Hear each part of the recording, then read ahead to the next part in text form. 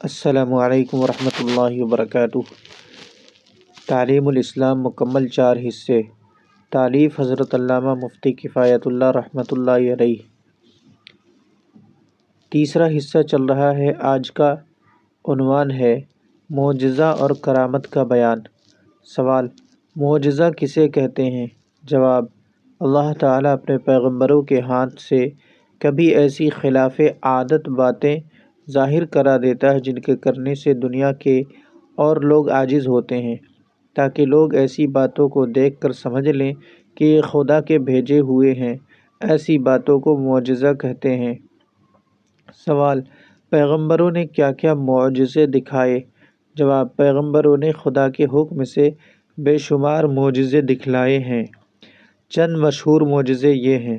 Number 1، حضرت موسیٰ علیہ السلام کا عصا ہاتھ میں رکھنے کی لکڑی سانپ کی شکل بن گیا اور جادوگروں کے جادو کے سانپوں کو نگل گیا۔ حضرت موسیٰ علیہ السلام کے ہاتھ میں خدا تعالیٰ نے ایسی چمک پیدا کر دیا تھا کہ اس کی روشنی آفتاب کی روشنی پر غالب ہو جاتی تھی۔ حضرت موسیٰ علیہ السلام کے لیے دریائے نیل کے درمیان میں خشک راستے بن گئے اور وہ اپنے ہمراہیوں کے ان راستوں سے دریا پار اتر گئے۔ جب فرعون کا لشکر ان راستوں میں گزر جانے کے ارادے سے دریا کے وسط میں پہنچا تو پانی مل گیا اور فرعون لشکر کے ڈوب گیا۔ نمبر 2، حضرت عیسیٰ علیہ السلام خدا تعالیٰ کے حکم سے مردوں کو زندہ کر دیتے تھے، مادرزاد اندھوں کو بینائی دیتے تھے، مٹی کی چڑیاں بنا کر انہیں زندہ کر کے اڑا دیتے تھے۔ نمبر 1، ہمارے حضرت رسول اللہ صلی اللہ علیہ وسلم کا بڑا معجزہ قرآن مجید ہے کہ تقریباً 1400 برس کا عرصہ گزر گیا، لیکن آج تک عربی زبان کے بڑے بڑے عالم فاضل باوجود اپنی کوشش ختم کر ڈالنے کے بھی قرآن مجید کی چھوٹی سے چھوٹی سورت کے مثل بھی نہ بنا سکے اور نہ قیامت تک بنا سکیں گے۔ دوسرا معجزہ حضرت صلی اللہ علیہ وسلم کا معراج ہے۔ تیسرا معجزہ شق القمر ہے۔ چوتھا معجزہ حضور صلی اللہ علیہ وسلم کا یہ ہے کہ آپ نے خدا تعالیٰ کے بتلانے سے بہت سی آنے والی باتوں کی ان کے ہونے سے پہلے خبر دی اور وہ اسی طرح واقع ہوئی۔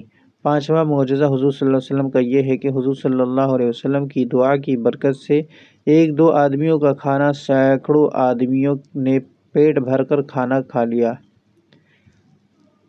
حضور صلی اللہ علیہ وسلم کی دعا کی برکت سے ایک دو آدمیوں کا کھانا سینکڑوں آدمیوں نے پیٹ بھر کر کھا لیا۔ اس کے علاوہ حضور صلی اللہ علیہ وسلم کے سینکڑوں معجزے ہیں جن کا بیان تعلیم الاسلام کے اگلے نمبروں میں آئے گا۔ سوال: معراج کسے کہتے ہیں؟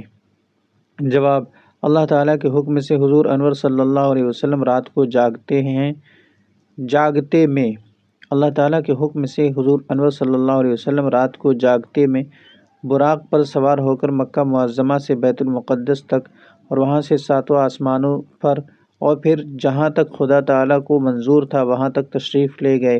اسی رات میں جنت اور دوزخ کی سیر کی اور پھر اپنے مقام پر واپس آ گئے۔ اسی کو معراج کہتے ہیں۔ سوال: شق القمر سے کیا مراد ہے؟ جواب: شق القمر سے مراد یہ ہے کہ ایک رات کفار مکہ نے حضور رسول انور صلی اللہ علیہ وسلم سے کہا کہ ہمیں کوئی معجزہ دکھائیے، تو حضرت صلی اللہ علیہ وسلم نے چاند کے 2 ٹکڑے کر دیے اور سب حاضرین نے دونوں ٹکڑے دیکھ لیے۔ پھر وہ دونوں ٹکڑے آپس میں مل گئے اور چاند جیسا تھا ویسا ہی ہو گیا۔ سوال: کرامت کسے کہتے ہیں؟ جواب: اللہ تعالیٰ اپنے بندوں کی توقیر بڑھانے کے لیے کبھی کبھی ان کے ذریعے سے ایسی باتیں ظاہر کر دیتا ہے جو عادت کے خلاف اور مشکل ہوتی ہیں کہ دوسرے لوگ نہیں کر سکتے۔ ان باتوں کو کرامات کہتے ہیں۔ نیک بندوں اور اولیاء اللہ سے کرامتوں کا ظاہر ہونا حق ہے۔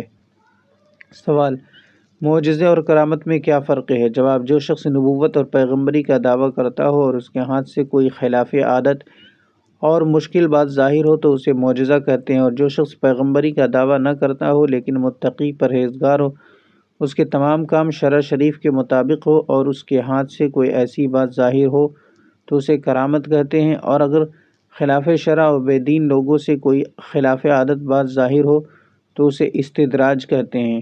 سوال: کیا اولیاء اللہ سے کرامتیں ظاہر ہونی ضروری ہیں؟